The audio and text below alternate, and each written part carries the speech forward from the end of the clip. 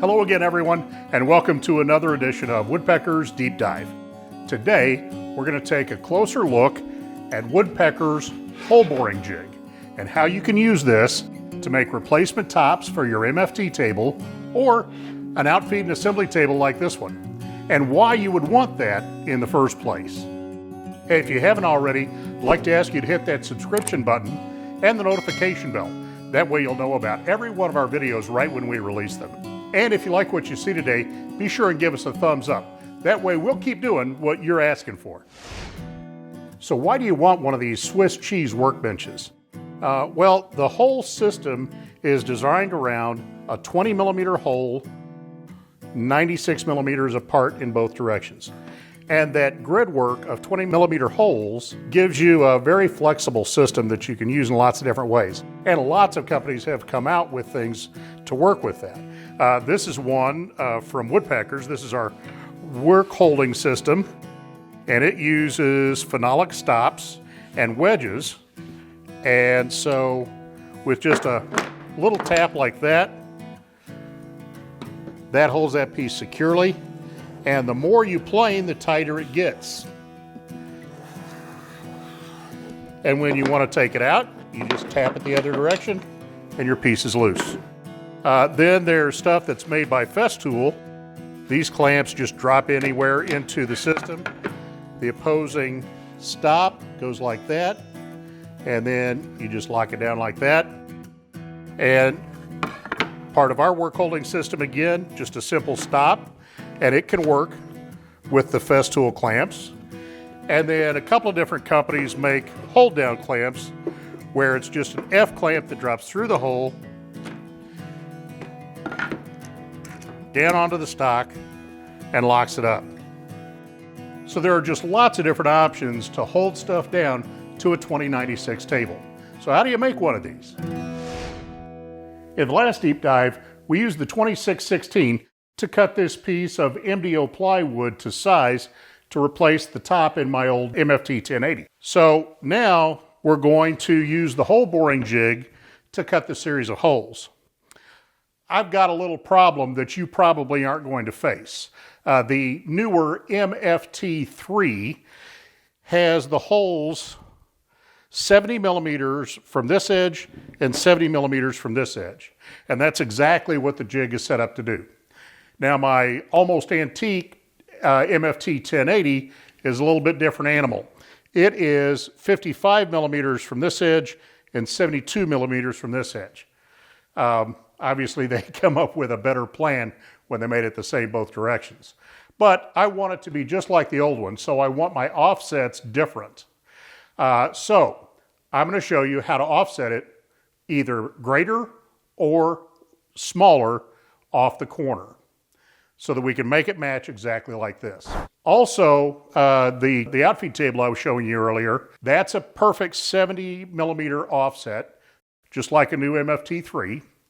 And in the article that is in our website, in the blog section, there's a link down below in the video that will take you there, and it'll show you how to do the math so that you can calculate that 70 millimeter perimeter around any size table. Now, the old table's last official duty is going to be to support the new table while it's being cut. So we're going to move it up here to the workbench, slide the new top on top of it, and now we're going to start setting up the hole boring jig on the corner. So for the standard 70 millimeter offset, everything is preset for you. You just drop a couple of these index pins onto this corner, one on this side, lock into the corner, clamp it down, and you're ready to go. You're ready for a perfect 70 millimeter offset from both edges. So we're not that lucky today. We've got to do an offset that is 55 millimeters from this end and 72 millimeters from this end.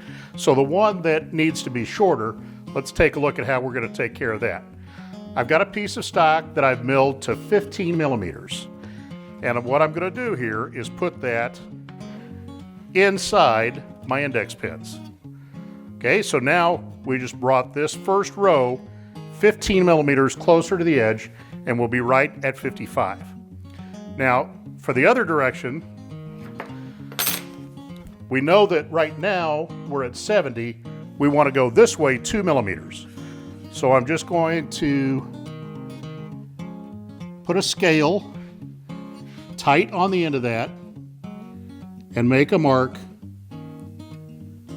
2 millimeters from the edge. Now I have to remove this pin, slide over to my mark, make sure I'm dead square against these 2 pins. We'll clamp it up and we'll be ready to start drilling. We've got the template set. Now let's set up the router. First thing we have to do is get the right guide bushing. This comes set up where you can make 20 millimeter holes or you can make 3/4 inch holes. And one of the differences is in the guide bushing.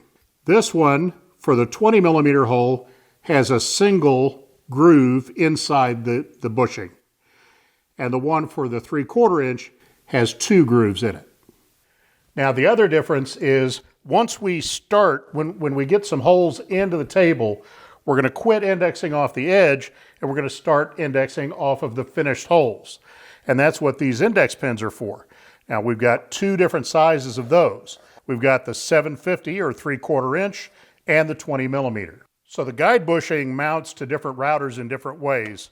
I've got a Festool 1400. So for the 1400, the bushing carrier is a separate piece. The guide bushing is going to pop into there.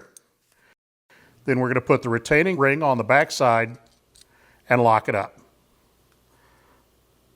Make sure you get it good and snug.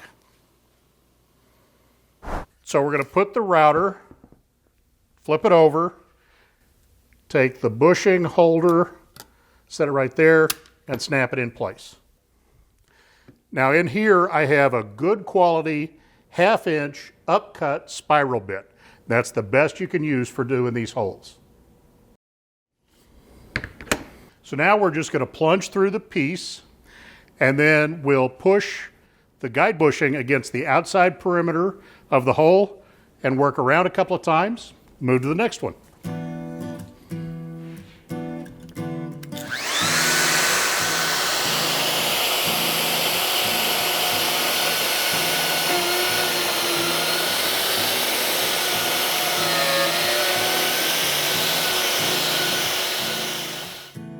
Nice.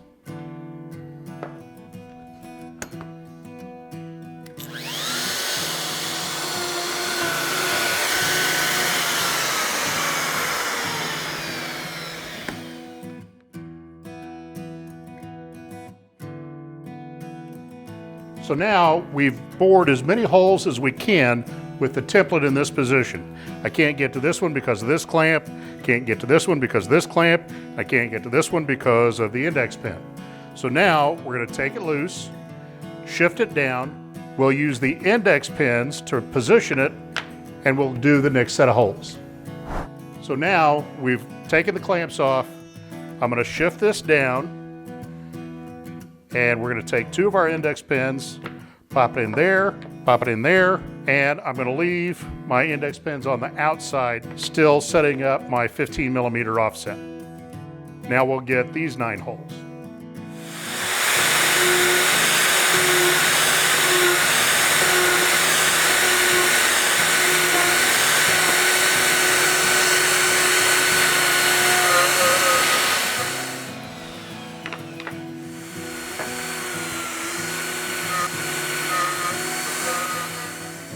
So I'm going to leave the template right where it is and shift some of the pins so that I can get the remaining holes.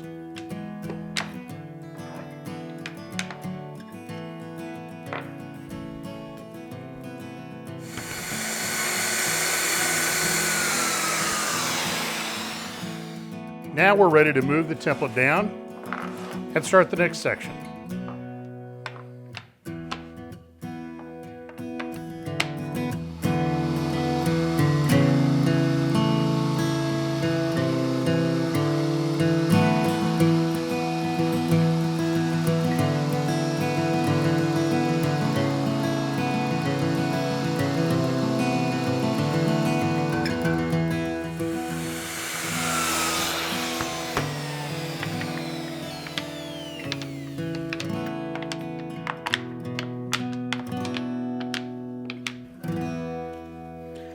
That's great.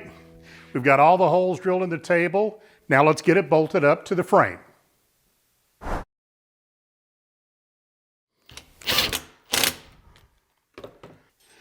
So now it's all done. We're ready to go to work with it. Let's take a look.